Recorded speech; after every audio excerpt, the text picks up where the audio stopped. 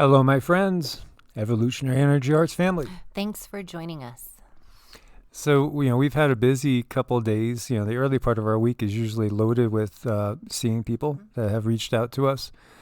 And so one of the things that's so cool and so interesting at the same time is how many people that we've gotten to look into mantras. And then when we check back with them or see them on a regular basis, things are getting better and better and better for them. And the mantras are powerful, transformative tools. Well, they change your brain, they change your attitude, they change the vibration around you. Completely. And, it's just such a good feeling to know that you're helping people with this. And so, again, Sanskrit is an ancient language. And, Indo-European. Indo is from India, from the Indus, Valley area. And it's really as old a language as we have. And it's been constructed, as we said before, in such a way that each one of the letters affects a chakra petal. And so when we talk about lotuses representing the chakras, and each chakra has a different number of petals to it. And so every sound corresponds to a petal, which means it's literally turning on the chakras. And the chakras are very, very important. That's how we get the information from the ether into our bodies, so we can know how to be our healthiest self. Yes. And so, we can do affirmations in English, which have worked for me very well over the years. But there's something about the Sanskrit mantras that are just so powerful and transformative. Well, yeah, it's the Sanskrit and how they coordinate it with the lotus petals. It's very interesting how scientifically this is put together. So we wanted to get you guys another one. And this one is Om Namo Bhagavate Vasudevaya. And that's absolutely beautiful. I'm not going to try to say it right now because I didn't practice it today. And, you could take things in different ways. And one of the things that we have seen throughout history is, things change, they morph a little bit, like the characteristics of some of the deities gets absorbed into other deities. Like when we look into the Vedas and the Rig Veda, we see Rudra all over the place, but not really so much reference to Shiva, but Rudra is an aspect of Shiva. And we also have the concept of avatars as well. And so this one is geared towards Vishnu. And Vishnu is the preserver, the preserving energy of our universe. Very, very important energy for transformation. It's a 12-syllable mantra. And Om Namo Bhagavate Vasudevaya is known as a liberation mantra, Mukti mantra. And this mantra is a spiritual formula for attaining freedom, considered to be the supreme mantra of Lord Vishnu. And it's also used for one of Lord Vishnu's avatars, Krishna. And so when we see representations of Vishnu, you'll usually see him with 4 arms. Sometimes you can see the deities with more arms than that and even more heads as well. There's this as above, so below effect in this multiverse that we live in. And it's reflected in that way. And just when you think you get to the end of everything, there's a whole new beginning. Oh, just like when you go to kindergarten and you make it to 6th grade and you realize you got to go down the ladder to 7th grade to get to high school, and it just goes on and on and on through all. And then to college and on after that, graduate school. Yep. It's kind of like that as well. And so both Rama and Krishna are 2 of the most famous of the incarnations of Vishnu. And Vishnu in the Mahabharata, Krishna's talking, and he says, every time when darkness is upon the land, I take a body, and I come back to set the path straight. And, Krishna was the last avatar, although some consider Buddha to be an avatar as well of this preserving force in the universe of Vishnu. We could use this energy now. Narayana as well is another term, name used for him. And when you hear Hari, like Hare Krishna, Hari is again referring to Vishnu. And that's a fun one too. Yeah, that is a real fun one that can really lift up your spirits. So as we said, Lord Vishnu is the Lord and preserver of the universe and a part of the Trinity, of the Hindu concept of the highest universal energy that penetrates the matter that exists in this visible world. And another way to look at it is Shiva, as we've talked about, is that which is not. So that which is not form yet, that which is the universal mind, that comes up with the concept of a creation, a manifestation into different densities, so that spirit, the great spirit, as the Native American Indians would say, the great spirit can manifest down through this concept. But it takes the divine feminine to bring it into form, and that's where Shri comes in, and Shri is the goddess energy. And we have a trinity of goddesses as well. We have Lakshmi, which is the goddess of abundance and all good things. Sarasvati, which is the goddess of wisdom. And then Parvati as well, which is the wife of Shiva. And again, these stories change and the different densities and dimensions change. And recognize also that there's, again, just like we were talking about with Christ, there's things he taught the masses in parables. He gave them stories they could relate to. But he talked plainly to the inner core and to the disciples in a much different language. It's the same thing we see in the Hindu tradition. There are stories of like Shiva and Parvati and their love affair and the things that happen to them.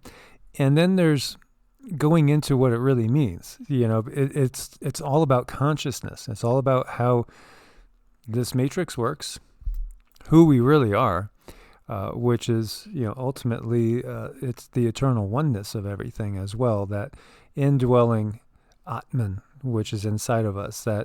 Now the Atman is that part of us which we could look at as the eternal soul, so to speak, which is indestructible.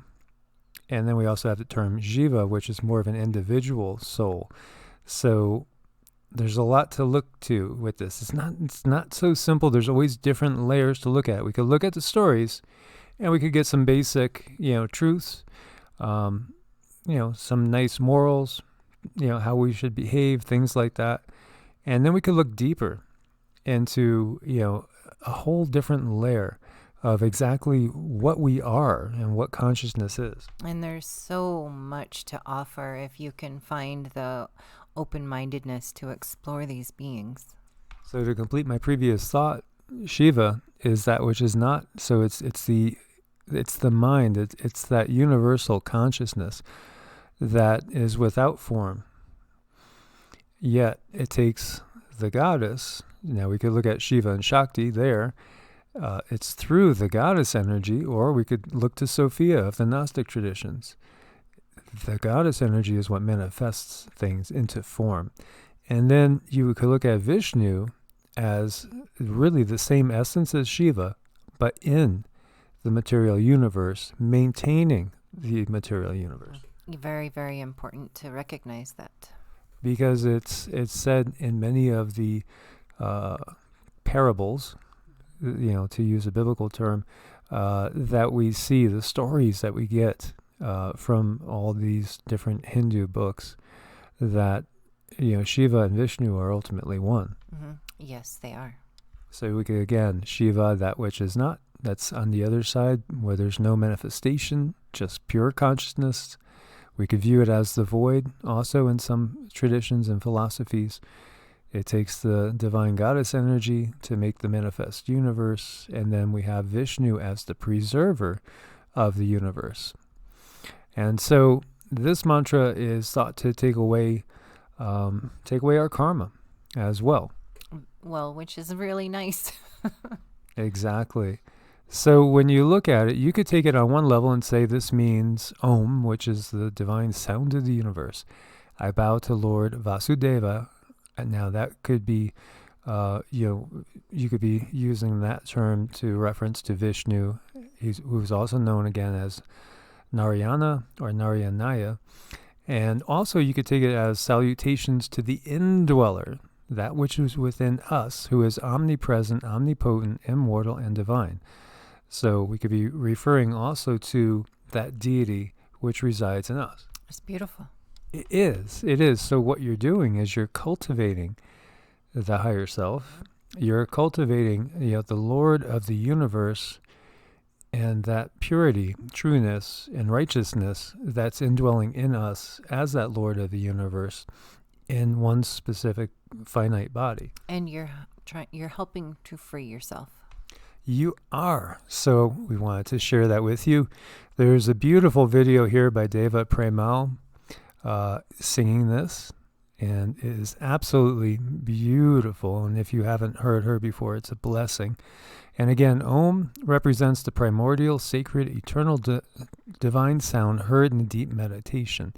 It's a strong inner experience that the yogis hold with great reverence. It's believed that as creation began, the divine took the form of the first vibration manifesting as sound, Om.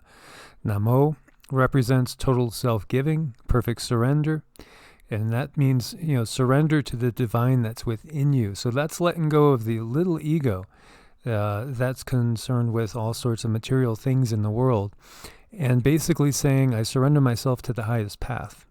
I trust in my higher self. I trust that which is divine in me to manifest its will through me, because it's truly my pure intention and highest path. And we definitely want to cultivate that vibration. Bhagavate represents a way to worship that supreme being. Nevertheless, no word can describe the supreme spirit that is all-powerful, individual, and the cause of all things. And that gets me thinking about the Tao of Taoism, because that which can be named is not the eternal Tao. So it's so above and beyond everything it cannot be named. Because when you name something, then you're making it finite. But again, we use certain words to just represent something in an imperfect way. Vasudevaya, on the macrocosmic level, Vasudeva is the only and infinite Brahman. Brahman with an M. Brahma is the creator God, which interestingly enough is not really worshipped in traditional Hinduism. And that gets you thinking about the demiurge. It's interesting. And Brahman is the void. So Brahman is kind of referencing, again, that's referencing Shiva, which is that which is not. That which is formless and without any characteristic. That which is really only potential, not manifestation yet. And Vasudeva is an alternative name for Lord Krishna, an incarnation of Lord Vishnu, the preserver. And Krishna is a fascinating subject in and of itself. The obvious correspondences between Krishna and Christ. And again, Krishna left this realm, I think it was 3102 BC, at the beginning of the Kali Yuga. The Kali Yuga, the Dark Age, starts when Krishna left. So it's a liberation mantra, as we said, and chanting this mantra with sincere heart frees your mind and spirit from negative patterns in this life and helps us to realize ourselves as manifestations of transcendent divinity. And that is a beautiful thing. And as we chant these Sanskrit mantras, our normal perception of the world dissolves, and we elevate to the spiritual fields of energy represented by the sounds. And, please do check out this one by Deva Premal. And, if you're so inspired to, look into her and her husband, Mitten. They are wonderful people. And if you watch them, the bliss that comes off them is just intoxicating. Oh, it is beautiful. I agree. Such peace, such absolute peace, love, and compassion. So, guys, I want to thank everybody that is supporting us on both Ko-Fi, where you could do a one-time donation, or you could do monthly, just like Patreon. And Ko-Fi doesn't take anything from us. They don't take any cut, which is beautiful and appreciated. Or also on Patreon, and we couldn't do it without your support. We are so grateful. Thank you. God bless and namaste. God bless and namaste.